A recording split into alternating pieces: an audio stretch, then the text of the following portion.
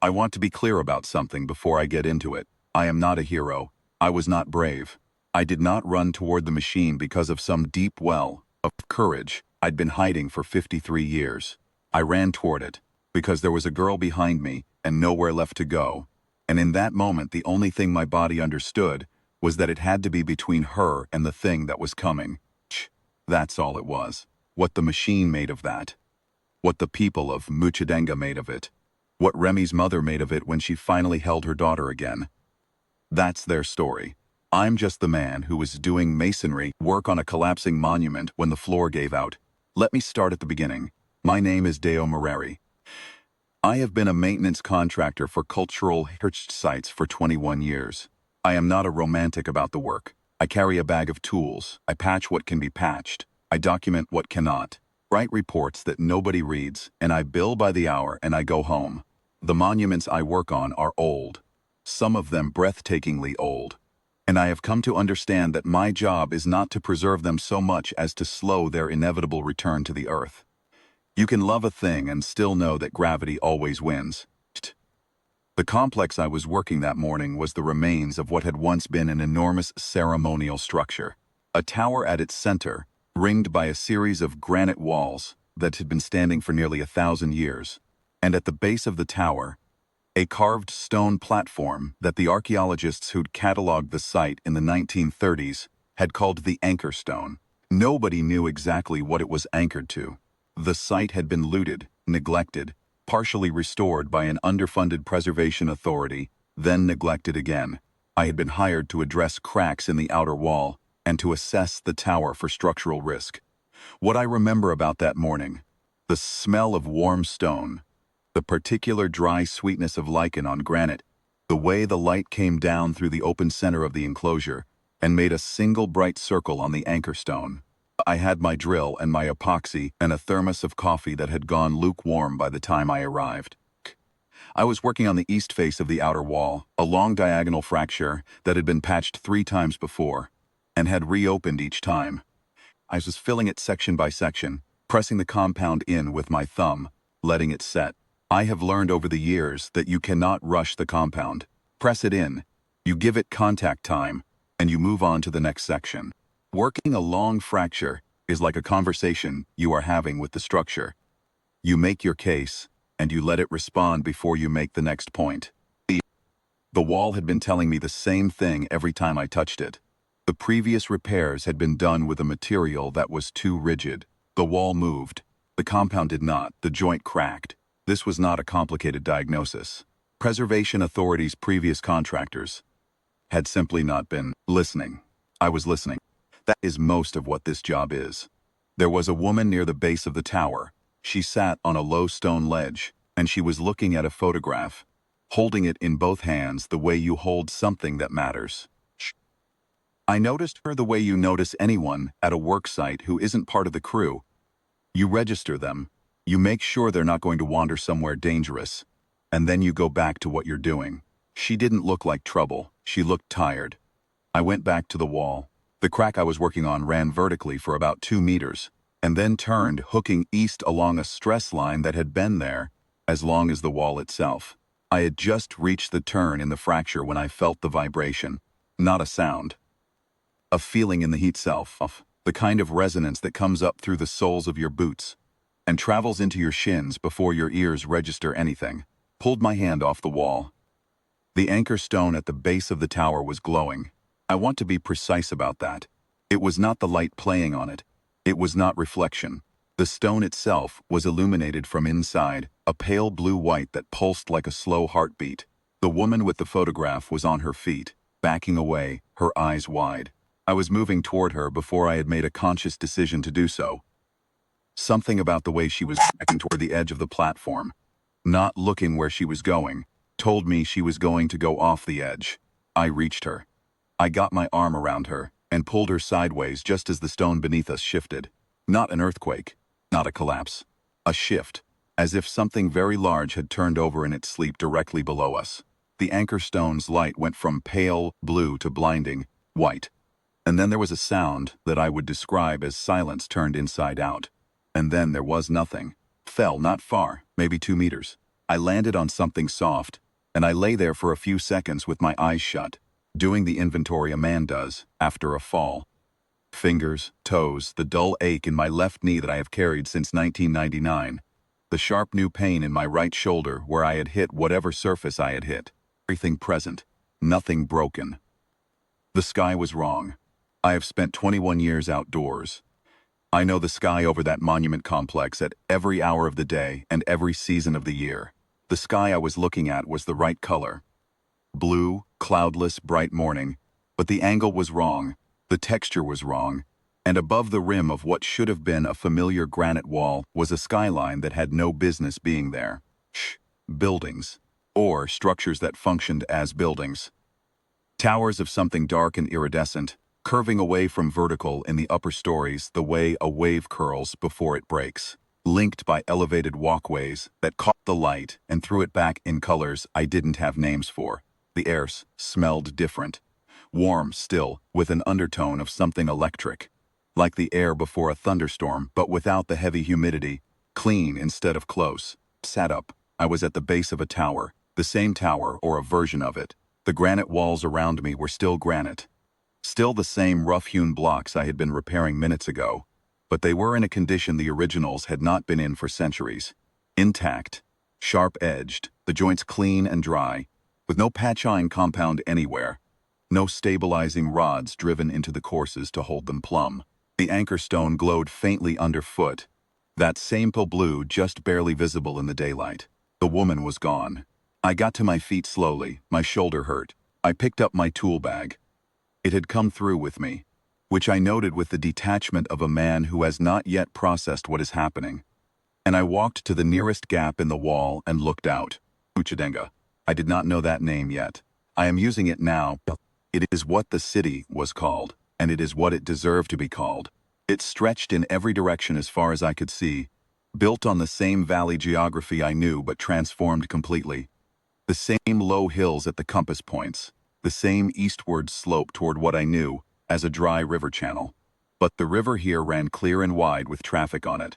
Small craft moving in both directions, with no visible means of propulsion. The streets were broad and unhurried. The architecture was old and new. At the same time, the way a living thing is both. The bones of ancient forms underneath, and growing from them something that had been developing uninterrupted for centuries, without being broken off and replanted by someone else. What I was seeing was not a city that had been built in a hurry. Seeing was what happens when a civilization is allowed to compound on itself, without interruption. The same intelligence applied to the same problems across 1,000 years. Each generation building on what the last had understood. Nothing lost, nothing deliberately erased. I have stood in old stone rooms and felt that continuity. The rooms built by people who knew what the rooms before them had been built for, and built accordingly. This entire city had that quality. It was not the size or the technology that made it overwhelming. It was the coherence. The sense that every surface was the result of a complete conversation between those who came before and those who were here now. Stood at that gap for a long time. Long enough that the light shifted. Long enough that I began to catalog details the way I always do when I need to slow my own thinking down. The specific grain of the stone in the wall I was leaning against. The way the elevated walkways above me cast regular shadow intervals across the precinct floor. The quality of the air. I have spent my career in places that contain the residue of enormous human effort. And you develop a sensitivity to that. A feel for what it costs to build something meant to endure. This city's had been built by people who expected it to outlast them and had worked accordingly. Nothing was ornamental for its own sake. The materials were not chosen for appearance but for function, and where they were beautiful it was because the people who had chosen them understood that beauty and longevity are often the same property. I understood, in the slow way that a man understands something he cannot afford to panic about, that I was somewhere other than where I had been. I also understood, within the first 60 seconds of standing at that gap in the wall, that I was being watched. Not by the people on the streets below. They had not yet noticed me, if they could see me at all from that distance. Something above. I looked up and saw nothing at first. Just the bright, clean sky and a few birds turning lazily in the thermal that rose from the sun-warmed stones. Then one of the birds turned and I saw that it was not a bird. It was enormous, farther away than I had estimated, which meant it was larger than anything I had a context for. It was black against the sky, not a silhouette, but black the way worked metal is black, the flat, non-reflective surface of cold iron. Its wingspan was the width of a large building. Its head was angular, beak-shaped but wrong at the joints. The articulations visible as the head turned, and its eyes were two apertures of amber light. It moved the way nothing biological moves, with a precision that ate distance smoothly. Each wing beat exactly the same interval as the last. And as it turned, I saw the undersurface of its wings, and they were covered in overlapping plates, scaled like the skin of a reptile, dark iron over darker iron, and they flexed independently as the wind shifted. The scales were not decorative. They were not the kind of flourish an engineer adds to make a machine feel less mechanical. They had function. Each plate overlapping the next in a pattern I recognized from biological sources, the same arrangement you see in the wing surface of a large raptor, maximizing surface area, while allowing independent adjustment at every joint. Someone had built this machine by studying the same principles that had built the thing it resembled, and had translated those principles into iron and intention. It was looking at me. I stepped back from the gap. My heart was doing something loud and unhelpful, and I stood against the interior wall of the enclosure, and breathed and thought. The anchor stone was still glowing. Whatever had pulled me through had used that stone as a gate. And if there was a gate, there was presumably another side to it. I needed to find someone who knew where the other side was. What I did not need was to be found first by that thing in the sky. I was still thinking this when a girl's voice said, from about 3 feet behind me, "You need to move. It has already calculated where you are." I turned around. She was young, 19, 20, perhaps a year or two either side. She was lean and quick-looking, with close-cropped hair, and the particular alertness of someone who has spent a lot of time in places where attention is survival. She wore clothes that read as working clothes, durable, practical, worn in without being worn out. She had a bag larger than mine, slung across her back, and she was looking at me with an expression that combined impatience with something I recognized after a moment as calculation. She was deciding whether I was useful. "What is that?" I said, meaning the machine in the sky. "The Hungwe," she said, "the keeper of accounts. It enforces the laws of Muchadenga. You entered through the sacred gate without authorization. That is a Category 1 breach of the covenant." She paused. "You have about 4 minutes before it reaches optimal acquisition range." What does optimal acquisition range mean? It means it will be able to act on you directly instead of just observing. Act on me how? That depends on its assessment of your intent. At minimum, detainment. At maximum, she glanced up at the sky. I would rather not be adjacent to the maximum. I picked up my tool bag. "Do we go?" She was already moving. Her name was Remy. She told me that on the run, in fragments between directions. "Left here, duck. Don't touch that conduit. Step over the seam in the ground, or you'll trigger a proximity alert." She was a scavenger by trade and by preference, which in Muchadenga meant she operated in the margins of the city's extraordinarily comprehensive regulatory system, finding things that had been cataloged incorrectly or discarded too early and redirecting them to people who had use for them. It was not technically illegal. It was also not technically legal. The Hungwe, she said, knew her face. "Then why are you helping me?" I asked. We were moving through a service corridor beneath one of the elevated walkways, an unlit passage that smelled of old clay and electrical discharge. It was close quarters, and I had to turn my shoulders to get my bag through the narrow sections. "Because you came through the anchor gate," she said. "That only happens when the gate opens for a reason. The last person who came through was 40 years ago, and she brought a cure for the wasting sickness that had been killing people in the eastern districts for a generation." She paused. "I want to see what you brought." "A drill and some epoxy compound and a thermos." She looked at my bag with the expression of someone revising a hypothesis. "The gate doesn't get it wrong," she said. But she said it like she was trying to convince herself. We emerged from the service corridor into a lower city market district that was alive with the kind of unhurried commercial activity that only exists in places that have not had to defend themselves in a very long time. Stalls of materials I couldn't identify. Vendors moving through the street, with carts that rode on some kind of frictionless surface, not quite touching the ground. Children running with the specific focused energy of children whose parents know where they are. People here were not alarmed by my presence. A man with a tool bag and working clothes was not obviously out of place, and Remy was moving at a pace that didn't invite attention. She knew this city the way I knew old buildings. Not from above, not from the maps and the official routes, but from the inside. From the service doors and the access passages, and the places where the infrastructure showed its original form through the later additions. Every city has those layers if you know where to look. She looked, and she moved through them, and I followed. The Hungwe found us 40 minutes later.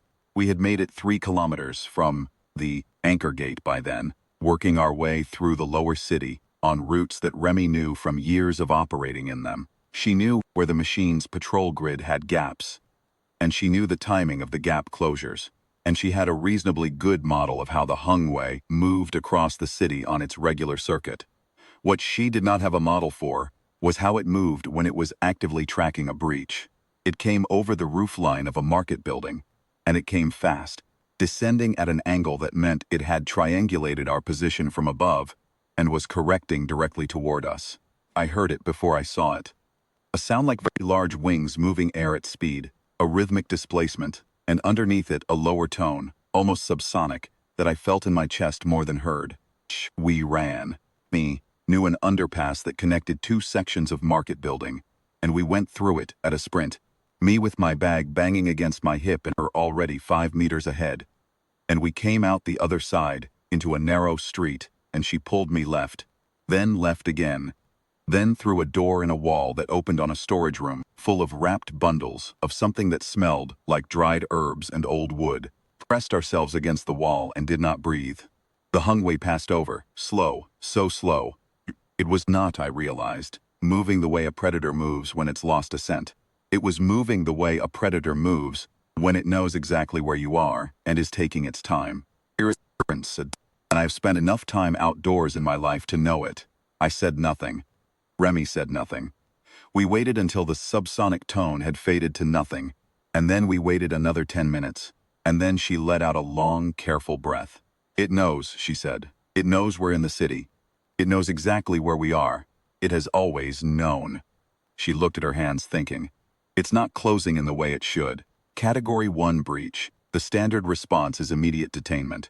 Full city grid lockdown if necessary. It has the authority to do that, and it has used it for less. Why isn't it? I don't know. We sat in the storage room for a while.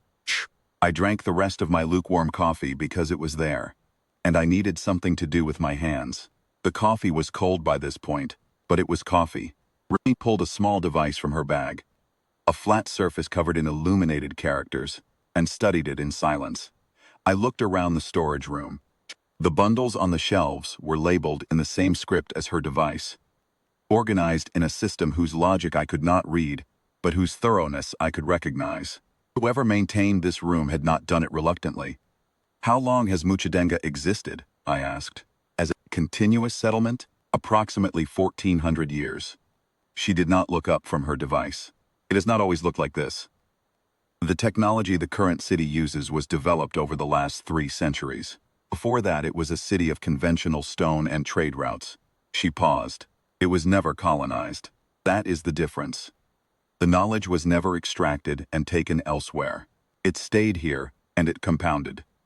I thought about the buildings I had spent my career maintaining, the knowledge that had been used to build them, scattered across records in European archives and underfunded regional museums, partially reconstructed, partially guessed at. The original practitioners having had no descendants with the institutional continuity to pass it to. I did not say this out loud. A few minutes, she said, without looking up. You're a maintenance worker. Yes, you work on old structures. 21 years. She was quiet. Then, the anchor gate has been failing. Not catastrophically. It is still opening and closing correctly. It is still doing what it was built to do. But the seals on the harmonic architecture have been degrading for about 80 years. and nobody in Muchadenga has been able to repair them properly. The engineers who built the gate originally used techniques that are no longer well understood. She looked up at me. You patch cracks in ancient stone, with modern epoxy compound and a drill. Show me. I opened my bag. She looked at the tools with the careful attention of someone who does not dismiss anything on the grounds of unfamiliarity. She picked up the tube of compound and read the specifications on the label. Or tried to. They were in a language she did not have. She handed it back. The gates are a compression bond material, 700 years old. The failure mode is exactly what it sounds like. The material has decompressed along its bond lines and stress is propagating from the joints inward. She paused. What does your compound do? I told her. She listened. The compound I was using was a flexible epoxy, not rigid, specifically designed to move with the substrate rather than against it. It was what we used on historic masonry, because historic masonry was never perfectly still. It breathed with temperature and humidity, and if you used a rigid filler, it just cracked out again. You needed something that could flex.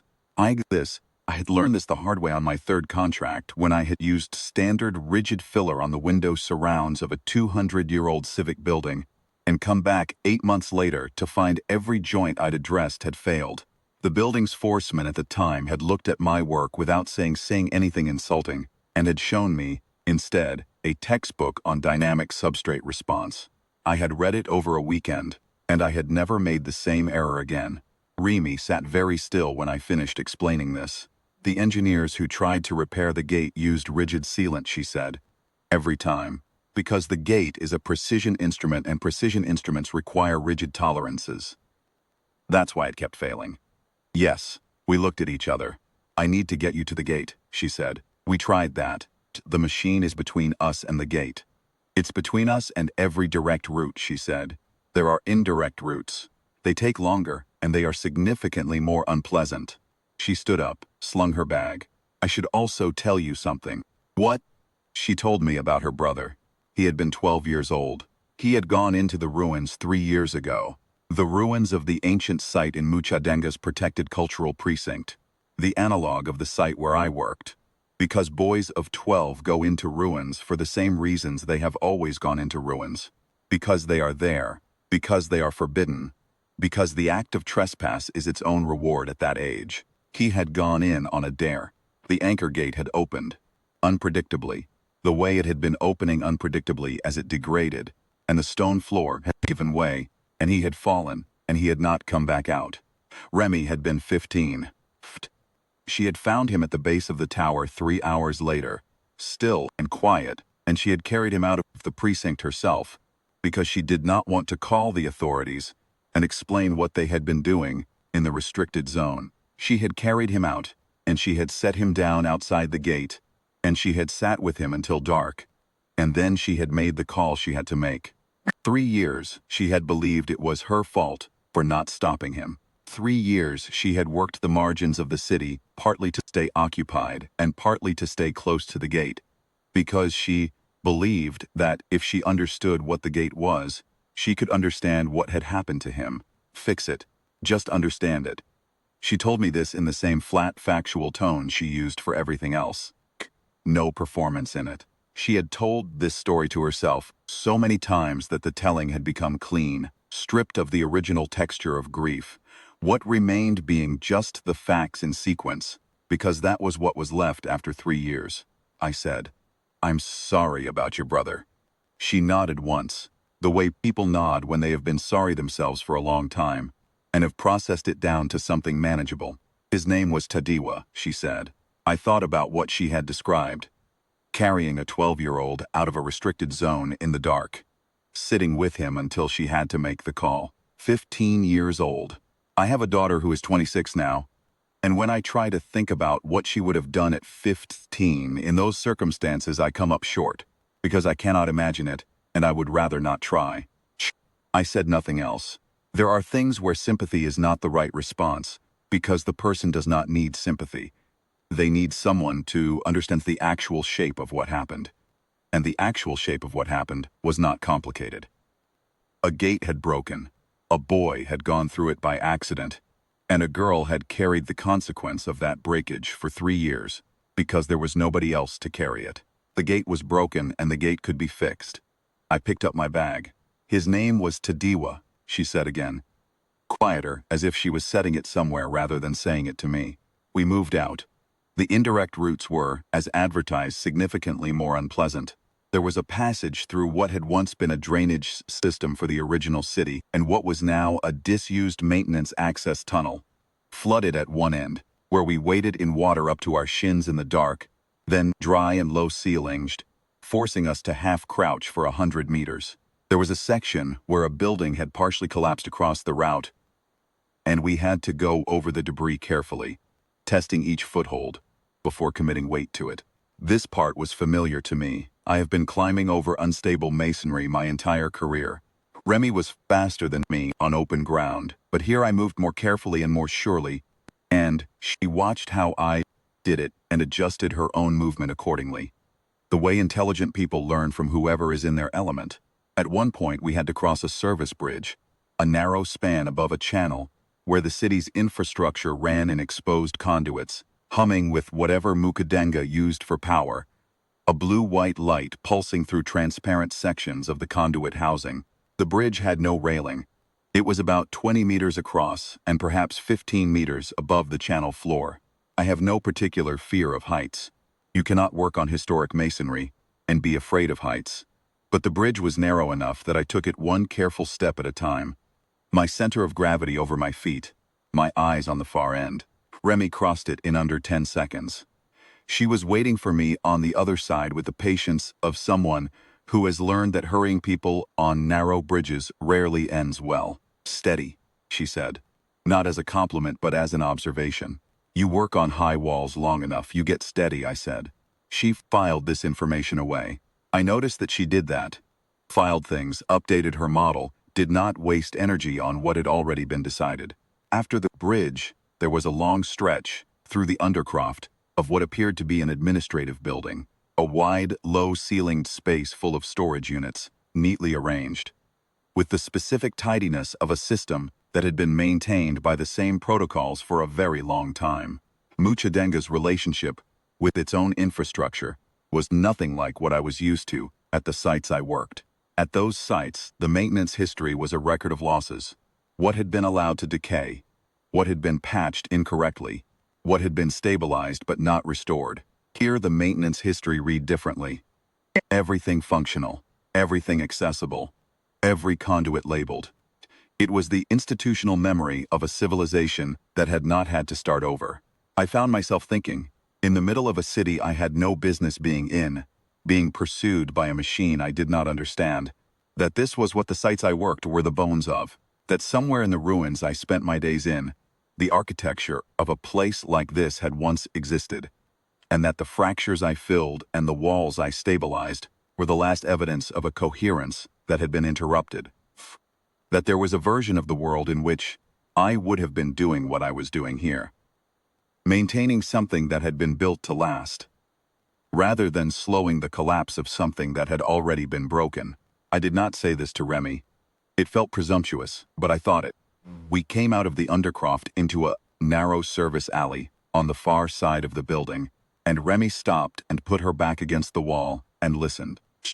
I listened with her. The Hungwe's subsonic tone was present but distant, further than it had been for the last hour, its oval pulling wide. She had timed the route well. It's giving us room, she said. It's been giving us room the whole time. I know, she pushed off the wall. Come on. We moved through 2 more connected passages, one through the back service entrance of what smelled like a food preparation facility, warm and complex with unfamiliar spices, where a worker looked up from a bench and watched us pass without apparent alarm, as if people moving quickly through service corridors was unremarkable, and then out into the open again for a short stretch, and then into the final approach to the precinct boundary. The Hungwe was above us again, higher now, circling slow. The Hungwe followed, not closely, never closely enough to force the issue, but I could hear it. That low rhythmic wing sound and the subsonic hum, circling at a distance that varied but never quite went to zero. Once, crossing an open section of rooftop between 2 covered routes, I saw it clearly. It was 300 meters overhead, flying in a long, slow oval that was centered. I was almost certain of this, on us. Its amber eyes were forward-facing and constant.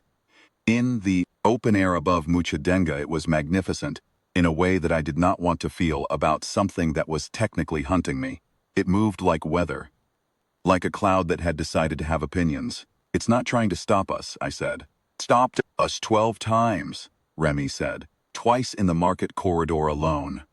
Then what is it doing? She didn't answer immediately. We were crossing the rooftop in short sprints, from cover point to cover point. Behind an equipment housing, behind a ventilation structure, crouching at the roofline before the next sprint. She waited until we were under cover again before she answered. There is a theory, she said, that the Hungwe does not function the way we think it does. The official account is that it enforces the covenant, the legal framework of Muchadenga, and it detains or removes those who violate it. And that is true in the narrow sense. But the Hungwe is old. It was built with the gate. It and the gate are the same system. She paused. There are people who believe the Hungwe does not just enforce the law. They believe it reads intent. That it does not just ask whether a law was broken but why, and whether what comes of the breaking is good or bad for Muchadenga. And if it decides the breaking is ultimately good, then it escorts rather than detains. She looked up at the circling machine. There has never been a recorded case of that. Your brother didn't break in deliberately. He was 12 and it was a dare, and the gate opened unexpectedly and he fell. She said nothing. The Hungwe would have known that. You said it reads intent. Still nothing, Remy. I know, she said, very quiet. I know. I've been thinking about that for 3 years. We did not speak for a while after that. The gate tower came into view about 2 hours after we left the storage room. It looked different from this side. Taller, intact with the visible evidence of active use. The stone courses tight, the joints sealed, the anchor stone at its base glowing with a blue that was slightly deeper than when I'd first seen it. Around it, the open precinct of the protected cultural site was empty. No people. The machine had not needed to clear the area because nobody was in it. We were 200 meters away, at the edge of the precinct boundary, sheltered by the overhang of a building. The morning light was still strong. We had not been moving for as long as it felt. And the precinct stones were bright in it, the tower standing clean against the sky. What do I need to do? I asked. Remy had been thinking about this for the last hour of walking. She pulled a small folded document from her bag, a technical diagram, dense with notation in a script I couldn't read, and unfolded it on the ground between us. She traced the key features with her finger: the gate, the anchor stone, the point where the bond line failure was most severe, a seam running laterally across the base of the tower, just above the platform level, where 2 courses of the original construction met at a slightly different angle from the courses above and below them. There, she said, that seam, the harmonic seal there is 90% degraded. If you can stabilize it, I can stabilize it. The gate will stop opening unpredictably. It will only open when a true anchor bond resonance is achieved. When someone enters with the right harmonic signature, the way the original builders intended. And the way home? The stone will know you. You came through it. If the seal holds and you press your hand to the anchor stone, it will open for you. She paused. I believe this. I believed her. I had spent 21 years in the company of old structures, and I had developed a working understanding of how they speak.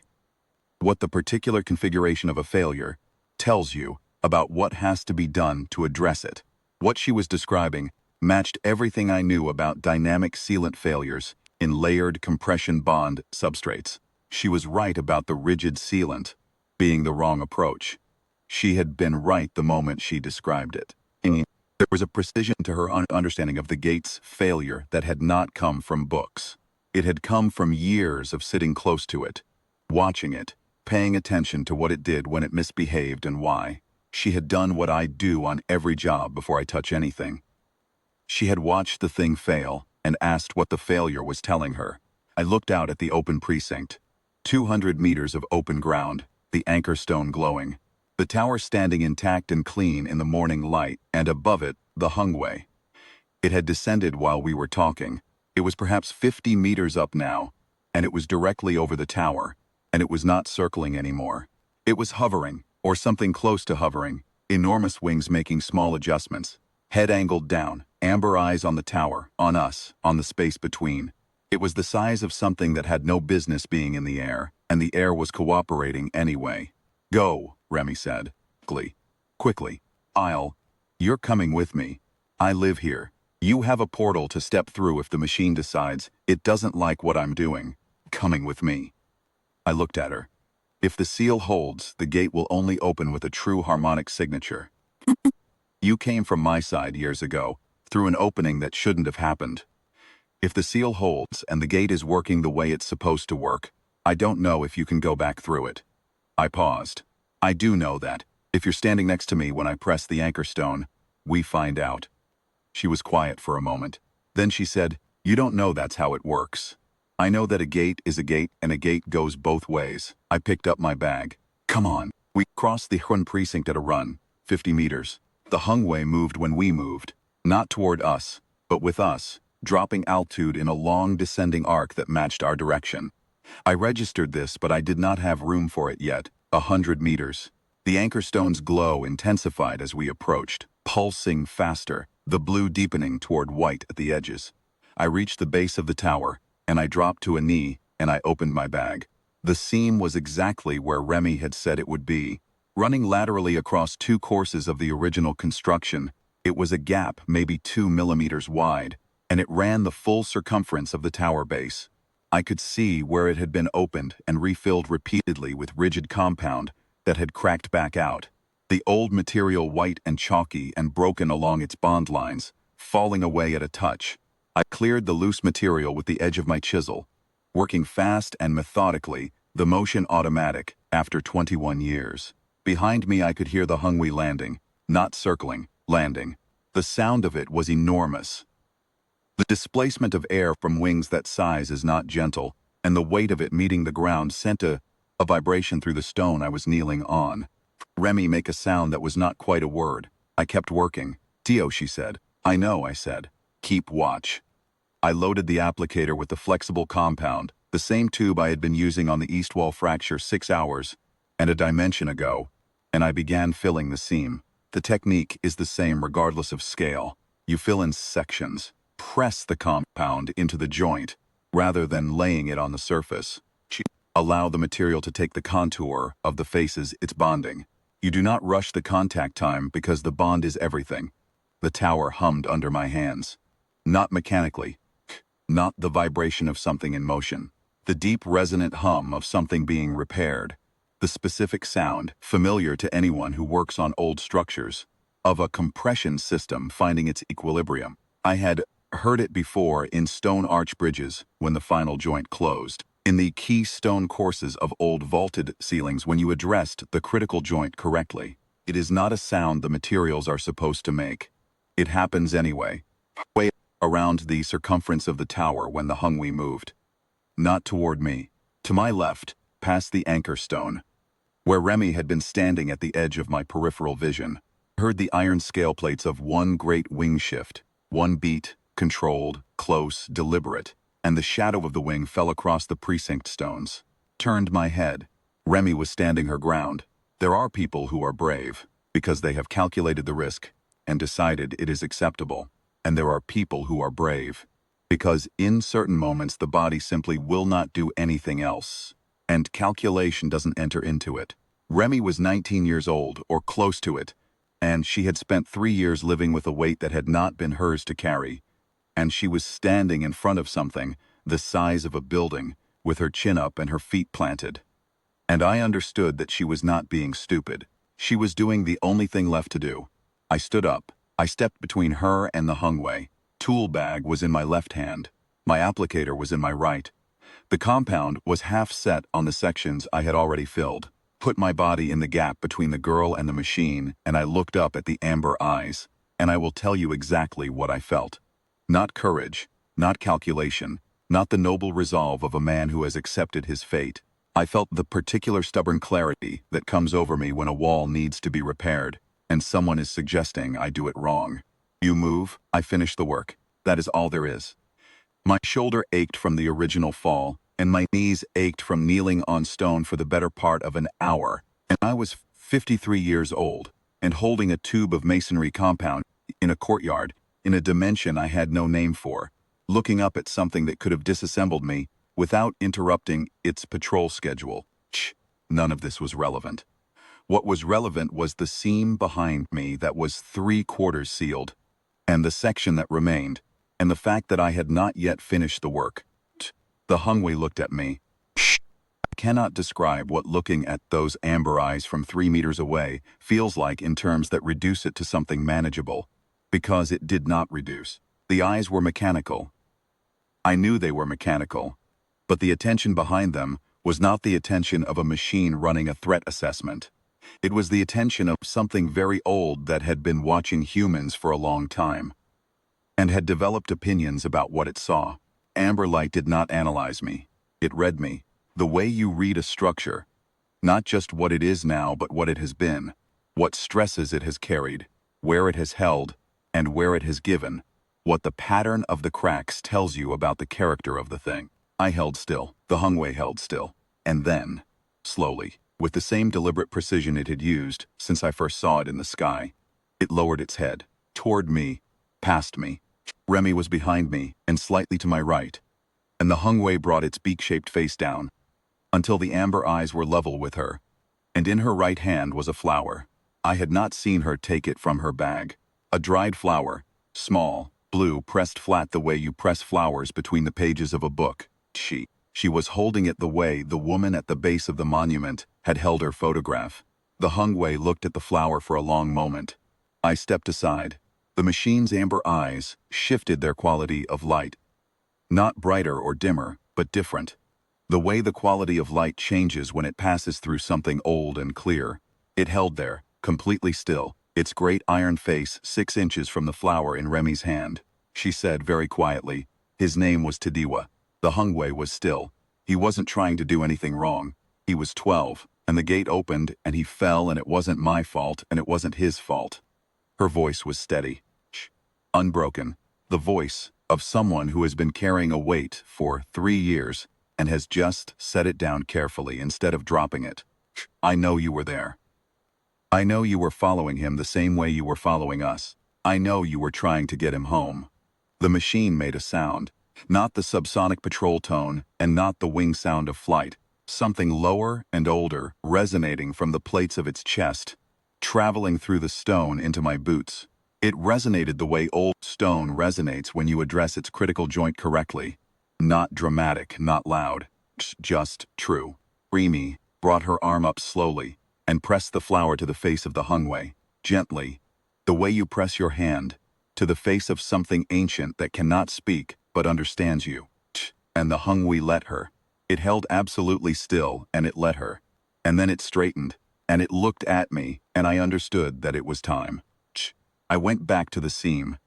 The remaining circumference of the tower took me another 20 minutes. The Hungwe stood at the edge of the precinct, and it did not move. And it did not make a sound. And Remy stood near it, not quite touching it, looking at the city she had grown up in, with the expression of someone who has resolved something that had been unresolved for too long. Worked. I filled the seam section by section, pressing the compound into the contact faces, letting the bond develop. The anchor stone's glow steadied as I worked, no longer pulsing, deepening to its constant blue that meant the compression system was stabilizing. The last section, the south face, directly beneath the anchor stone, where the seam was widest and the old material had been failing the longest. The gap here was closer to 4 millimeters, the old rigid filler half fallen out, the faces of the stone slightly eroded. I cleared it. I applied the compound at a slightly higher concentration for the wider joint. I pressed it in. Tower rang, one clear tone, sound and physical sensation at the same time, traveling through the stone and up through my knees and into my spine. The anchor stone went from blue to white and held there, steady, clean, the pure color of morning light through clean water. The seam was invisible. The compound had taken the joint, and the joint was closed. And the tower's compression system was, for the first time in 80 years, complete. I sat back on my heels. I was aware that I was breathing hard. My hands were shaking slightly, the adrenaline spending itself out now that the work was done. I set the applicator down, and I put my palms flat on the anchor stone, and it was warm under my hands, warm and alive, and the gate opened. Not dramatically. The air in front of the tower shimmered, the way heat shimmers off a road surface, but vertical and cool, and the smell that came through it was the smell of old granite and dry lichen, and a morning that had been interrupted. I stood up.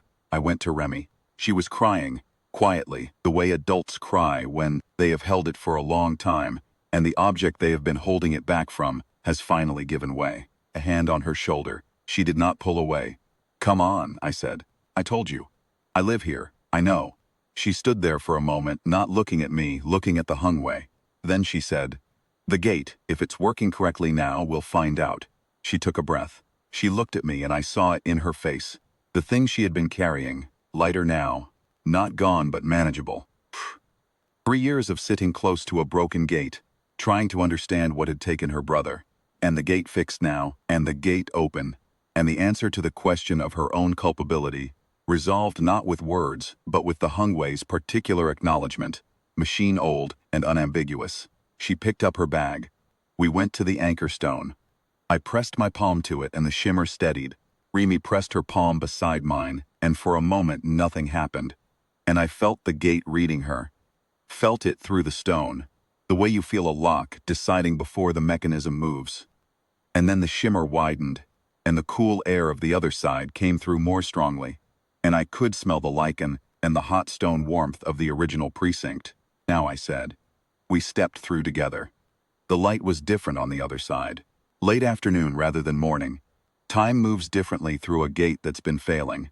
Remy told me later.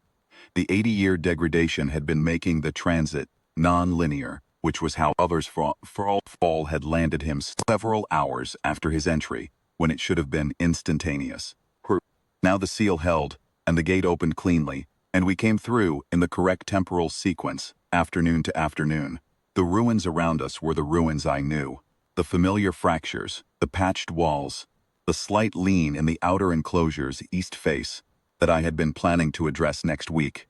The anchor stone at the base of the tower was dark, not glowing, not active, just old granite in old shadow. I knelt beside it, and I pressed my palm to it once more, and I felt the faintest warmth, not a glow, just warmth, and it told me the gate was closed and sealed and holding. I sat back, and I was more tired than I had been in years. Amy stood in the middle of the precinct, and she turned in a slow circle, taking it in. The ruins, the broken walls, the late afternoon sky, the dry grass smell of a site that had been slowly coming apart for a century. Home stripped of its technology, and its perfect streets, reduced to the historical substrate it had grown from. She looked at it for a long time without speaking. A woman was running toward us from the precinct entrance. Remy saw her and went still. The woman was older, perhaps 50, and she was moving with the particular urgency of someone who has been waiting and suddenly does not need to wait anymore. And when she reached Remy, she put both arms around her daughter and held on and did not let go, and Remy pressed her face into her mother's shoulder, and the dried flower was still in her hand. I looked away. I looked back at the tower. At the seam I had filled 6 hours and a dimension ago, still closed, the compound cured and holding, the joint invisible, the anchor stone, dark and sealed, doing what it had been built to do, not opening for accidents, not being exploited by the degradation that had killed a 12-year-old boy on a dare, but waiting for the right signature, the right intent, the right resonance. I picked up my bag. My shoulder ached. I had a report to write, the standard structural assessment on crack dimensions and recommended treatment, which now had a 6-hour gap in its timeline that I was going to have difficulty explaining to the Preservation Authority. I was going to drink something hot, and I was going to sit down somewhere, and I was going to think about what to do with what I had seen. And I was going to call my daughter, who had called me twice in the past week, and who I had not called back because I was busy, because there was always something, because calls could wait the way cracks could wait until they could not. Turn to go. Remy's voice from behind me, "Dio." I turned. She was still in her mother's arms, but she was looking at me over her mother's shoulder. Her eyes were clear. "The gate will hold," she said. "The compound is rated for 150 years under normal load conditions," I said. I'll come back in 5 years and check the bond line. If it needs topping up, I'll top it up. She looked at me for a moment. Then she nodded. The small, precise nod of someone accepting a thing they have been wanting to accept for a long time. I walked back through the precinct to where I had left the rest of my tools. The sky was clean. The east wall fracture was sealed. The anchor stone was dark and quiet. Somewhere above and behind me, in a city that existed on the other side of a gate that no longer failed, an iron guardian the size of a building was folding its wings. I had my thermos in my bag, empty. That was all right. I knew where the tea was. The east wall still needed work. The fracture on the south face of the outer enclosure was on my list for next week. Tower needed a full condition report that I had not written yet. There was always more work than there was time, and I had a call to make.